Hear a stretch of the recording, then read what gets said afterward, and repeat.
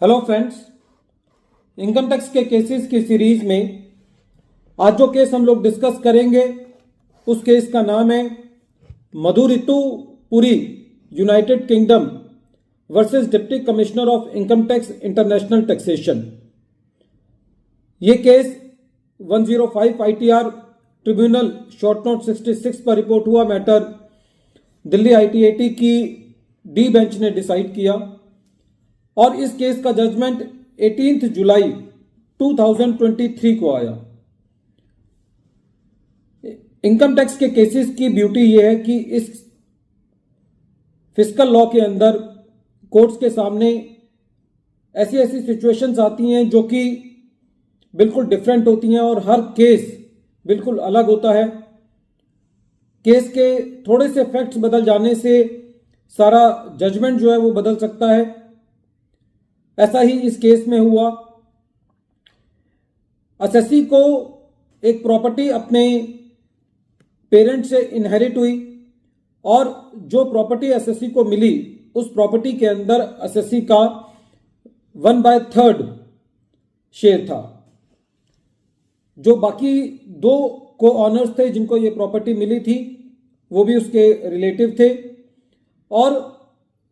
जिस प्रॉपर्टी के अंदर असेसी को शेयर मिला वो प्रॉपर्टी 2001 से पहले एक्वायर की गई थी। जब असेसी ने ये प्रॉपर्टी को सेल किया तो क्वेश्चन ये उठा कि क्योंकि कानून ये कहता है कि 1 अप्रैल 2001 का फेयर मार्केट वैल्यू उसकी कॉस्ट मानी जाएगी, क्योंकि वो फेयर मार्केट वैल्यू अवेलेबल नहीं होती तो असेसी के पास जो ऑप्शन बच जाता है वो ये ऑप्शन बचता है कि असेसी जो है वो रजिस्टर्ड वैल्यूअर से उसकी वैल्यूएशन कराए। असेसी ने रजिस्टर्ड वैल्यूअर से वैल्यूएशन कराई। ये वैल्यूएशन करीबन 3 करोड़ के करीब थी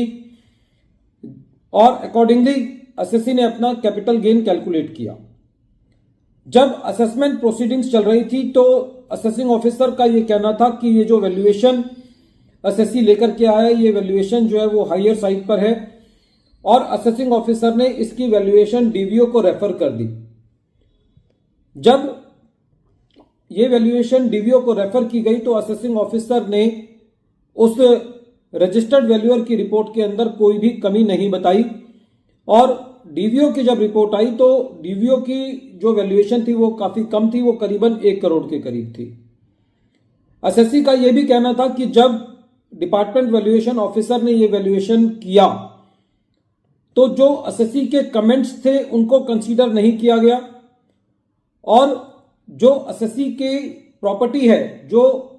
प्रॉपर्टी इंप्यून थी जिसके बारे के अंदर ये मैटर था, उस प्रॉपर्टी की कुछ स्पेशल कैरेक्टरिस्टिक्स थी जिसकी वजह से उस प्रॉपर्टी की वैल्यू ज्यादा थी, उसको डिपार्टमेंट वैल्यूएशन ऑफिसर ने कंसीडर नहीं किया। असेसी का यह भी कहना था कि डिपार्टमेंट वैल्यूएशन ऑफिसर ने जिन प्रॉपर्टीज का एवरेज लेकर के वैल्यूएशन की है उन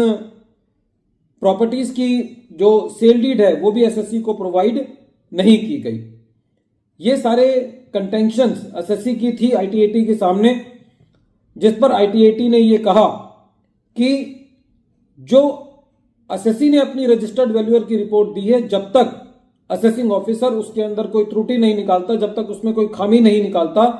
तो उस वैल्यूएशन रिपोर्ट को रिजेक्ट नहीं किया जा सकता। और इस केस के अंदर जो एक सबसे महत्वपूर्ण बात थी असेसी के पार्ट पर वो ये थी कि सेम वैल्यूएशन रिपोर्ट बाकी दो असेसीज के केस में इनकम टैक्स डिपार्टमेंट ने उनको एक्सेप्ट किया था और उनके बेसिस पर कैपिटल गेन की कैलकुलेशन की थी। तो असेसी का यह कहना था कि असेसी के केस में डिपार्टमेंट जो है वो डिफरेंट स्टैंड नहीं ले सकता, इसलिए असेसी की जो रजिस्टर्ड वैल्यूअर की रिपोर्ट है उसी के आधार पर असेसी का कैपिटल गेन कैलकुलेट किया जाना चाहिए। तो फ्रेंड्स, क्योंकि इस केस के अंदर असेसिंग ऑफिसर ने रजिस्टर्ड वैल्यूअर की रिपोर्ट में कोई कमी नहीं निकाली थी और जो असेसी के कमेंट्स थे डीवीओ की रिपोर्ट को लेकर के उनको कंसीडर नहीं किया था, और तीसरा कारण कि सेम रिपोर्ट पर जो बाकी दो असेसीज को असेस किया गया था, इन सारी बातों को ध्यान में रखते हुए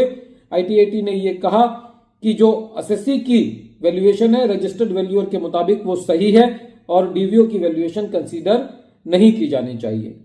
फ्रेंड्स, ये केस बहुत इंपॉर्टेंट है क्योंकि department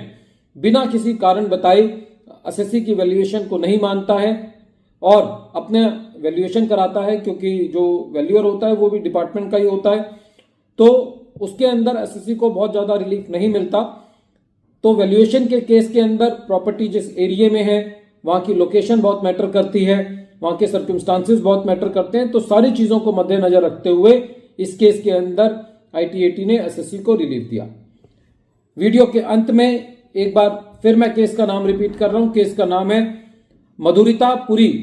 United Kingdom versus deputy commissioner of income tax, international taxation, और ये case 105 ITR tribunal short note 66 पर रिपोर्ट हुआ। मैटर